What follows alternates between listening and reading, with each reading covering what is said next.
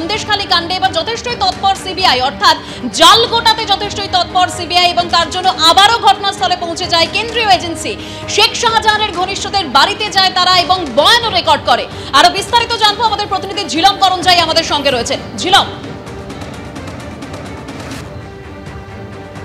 একদমই আজকে আমরা বিকেল বেলা থেকে দেখছি সিবিআইয়ের 3টে টিম সন্দেশখালী শহরবেরিয়া এবং আশপাশের যে ছোট বিভিন্ন যে পঞ্চায়েত সেখানে তারা ঘুরে বেড়াচ্ছেন, তারা চষে বেড়াচ্ছেন এবং প্রত্যেকটা টিমেই আমরা দেখতে পাচ্ছি তারা শেখ শাহজাহানের ঘনিষ্ঠ যারা রয়েছেন তাদের বাড়িতে যাচ্ছেন, তাদের সঙ্গে কথা বলার চেষ্টা করছেন, তাদের যোগাযোগ করা বা তারা যদি উপস্থিত না থাকেন তাদের খোঁজ করছেন বা পরিবারের সদস্যদের সঙ্গে কথা বলছেন।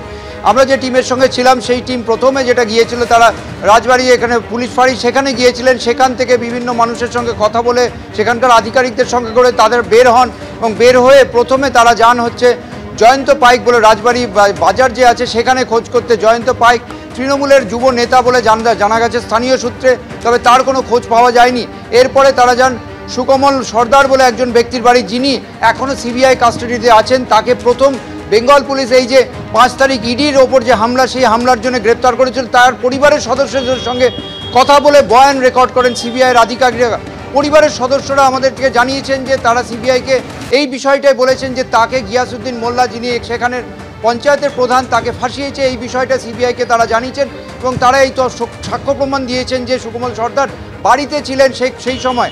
এর পাশাপাশি আমরা দেখতে পাই যে সিবিআই টিম এরপরে যায় যে মেহবুর মোল্লার বাড়ি, তিনিও এই মুহূর্তে পুলিশের কাস্টাডিতে রয়েছেন, সিবিআই কাস্টাডিতে। তাকেও বেঙ্গল পুলিশ অ্যারেস্ট করেছিল এবং তার পরিবারের সদস্য তার বাবা আসগর মোল্লা, তিনি কথা বলেন। তিনি জানান যে তার ছেলেও সেদিন ঘটনার সময় ছিল না এবং তার ছেলেকে 2 দিন ধরে নিখোঁজ হওয়ার পর পুলিশের মারফত বা খবরের মারফত তিনি জানতে পারেন যে সে গ্রেপ্তার হয়েছে। এরকম করে একাধিক পরিচিতদের বাড়ি, শেখ শাহজাহানের পরিচিত বলে অভিযুক্ত বা যারা গ্রেপ্তার হয়েছে তাদের বাড়ি গিয়ে পুলিশ সিবিআইয়ের পক্ষ থেকে পুলিশের সহযোগিতায়, রাজ্য পুলিশের সহযোগিতায় একে একে তারা অন্তত 4 জনের বাড়িতে গিয়ে বয়ান নিয়েছে এবং যেটা জানা যাচ্ছে যে তদন্ত প্রক্রিয়া দ্রুত ত্বরান্বিত করার জন্য তারা বেশ কয়েকজনের বাড়িতে আজকে নোটিশও দিয়েছে। এখন দেখার যাদের নোটিশ দেওয়া হয়েছে তারা আগামীকাল আসেন কিনা, আর যাদের থেকে বয়ান সংগ্রহ করা হয়েছে তাদের বয়ানের পরিপ্রেক্ষিতে যারা গ্রেপ্তার হয়েছেন বেঙ্গল পুলিশের হাতে একদম শুরুতে তাদের কি পরিণতি হয়। তবে তদন্তের যে গতি বাড়ছে এবং জাল গোটাতে চেষ্টা করছে সিবিআই, সেটা তাদের আজকের যে কর্মব্যস্ততা সেটা দেখে বোঝা গিয়েছে একদম। জিলম, সঙ্গে থাকো। দাদার পর গ্রেপ্তার একদিকে শেখ শাহজাহানের ভাই, সিবিআই হাতে গ্রেপ্তার শেখ আলমগীর সহ 3 জন মোট। শেখ শাহজাহান ঘনিষ্ঠ টিএমসিপি নেতা মাফিজুর মোল্লা এবং সিরাজুল মোল্লা, তাদেরকে গ্রেপ্তার করা হয়েছে। 5ই জানুয়ারি ইডির ওপর যে হামলা ঘটেছে সেই হামলার ঘটনায় এই নিয়ে ধৃতের সংখ্যা হলো 14। জিজ্ঞাসাবাদে সহযোগিতা করেননি আলমগীর, বয়ানে একাধিক অসঙ্গতি ছিল। 5ই জানুয়ারি যে সময় হামলা হয়েছিল সে সময় ঘটনাস্থলে ছিলেন শেখ আলমগীর, যদিও তিনি সমস্ত কিছু অস্বীকার করেছিলেন। এমনকি লুকিয়ে থাকার সময় শেখ শাহজাহানের সঙ্গে নিয়মিত ফোনেও যোগাযোগ ছিল বলে সন্দেহ করছেন কেন্দ্রীয় তদন্তকারী অফিসাররা।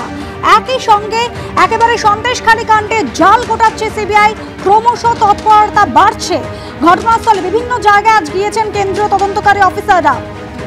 একদিকে শেখ শাহজাহানের ঘনিষ্ঠদের বাড়িতে যান সিবিআই অফিসাররা, ইডির ওপর হামলার ঘটনায় বয়ান রেকর্ড করেছেন তারা।